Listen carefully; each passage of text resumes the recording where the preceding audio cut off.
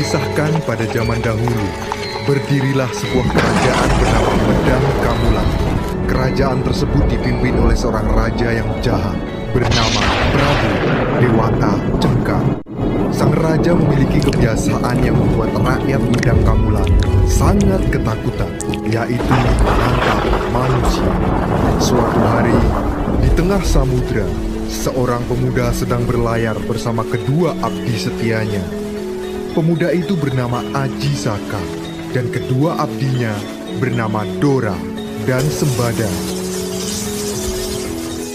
Setibanya mereka di Pulau Jawa, Aji Saka melanjutkan perjalanan dengan menembus hutan belantara untuk mencari penduduk sekitar, guna mendapatkan informasi di mana letak desa atau kerajaan terdekat, karena tujuannya adalah menyebarkan ilmu pengetahuan kepada masyarakat.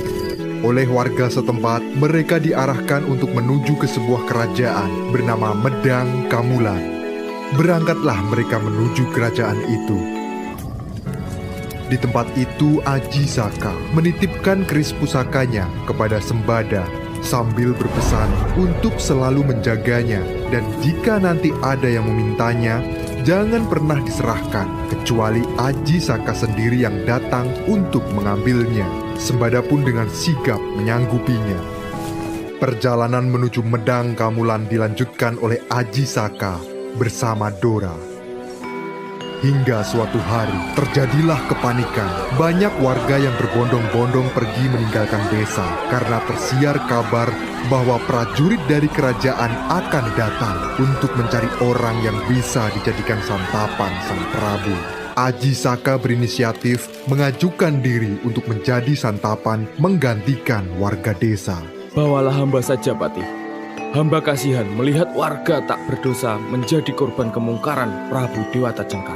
Hamba Aji Saka, hamba siap dan rela untuk dijadikan santapan sang Prabu. Saat mereka tiba di istana, Prabu Dewata Cengkar senang karena Patih telah tiba membawakan makanan. Siapa namamu, anak muda? Aku dengar dari Patih, engkau siap menjadi santapanku hari ini. Maaf, Baginda Prabu Dewata Cengkar yang agung. Saya Aji Saka. Sebelum hamba menjadi makanan Baginda, izinkan hamba meminta satu hal. Cepat katakan, apa keinginanmu? Aku akan mewujudkannya. Aku sudah sangat lapar sekali. Hamba hanya ingin sebidang tanah seluas kain yang hamba bawa ini. Baiklah, ambil saja jika kau mau. Aji Saka segera membuka kain yang dibawanya dan meminta Prabu Dewata Cengkar memegangi ujung kain. Namun dengan kesaktian Aji Saka, kain yang membentang itu tiba-tiba melilit tubuh Prabu Dewata Cengkar.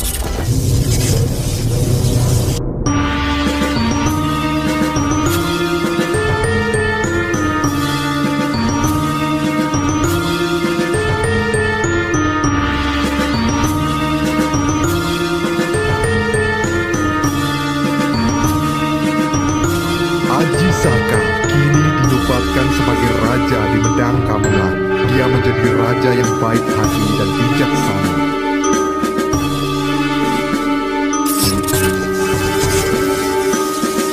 Suatu ketika, Prabu Aji Saka teringat dengan keris pusaka yang dia titipkan kepada Sembada.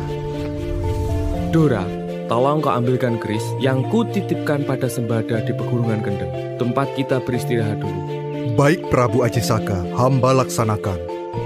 Dora akhirnya pergi menemui Sembada. Setibanya di Gunung Kendeng, Dora menyampaikan pesan Aji Saka untuk mengambil keris pusaka.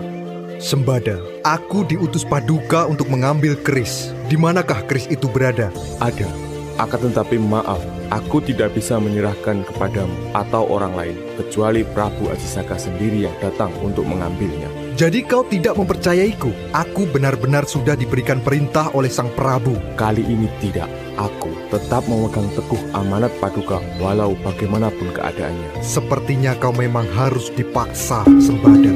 Aku akan merebutnya, karena perintah Prabu Aji Saka adalah membawa pulang keris pusaka itu.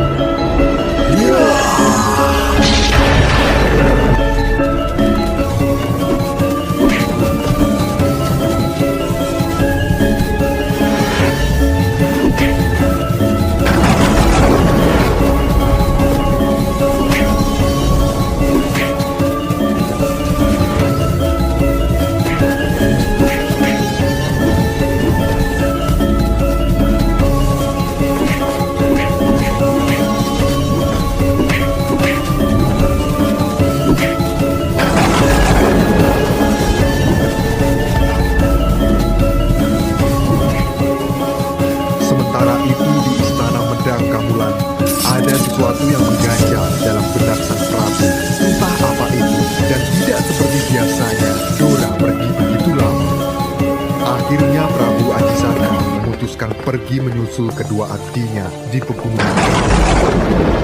Selama perjalanan, dia merasakan ada hal buruk yang sedang terjadi. Sesampainya di tempat tujuan, Aji Saka terkejut melihat Dora dan Sembada tergeletak di tanah nyawa. Terlihat bekas pertarungan yang sangat dahsyat terjadi di tempat itu. Rupanya mereka bertarung hingga tewas demi memegang amanat yang mereka emban. Maafkan aku, sungguh kalian berdua adalah orang-orang yang setia kepadaku. Untuk mengabadikan kesetiaan keduanya, Prabu Aji Saka menuliskan sesuatu di sebuah batu yang bertuliskan Hono Coroko, Doto Sowolo, Podo Joyonyo, Moko Gotong.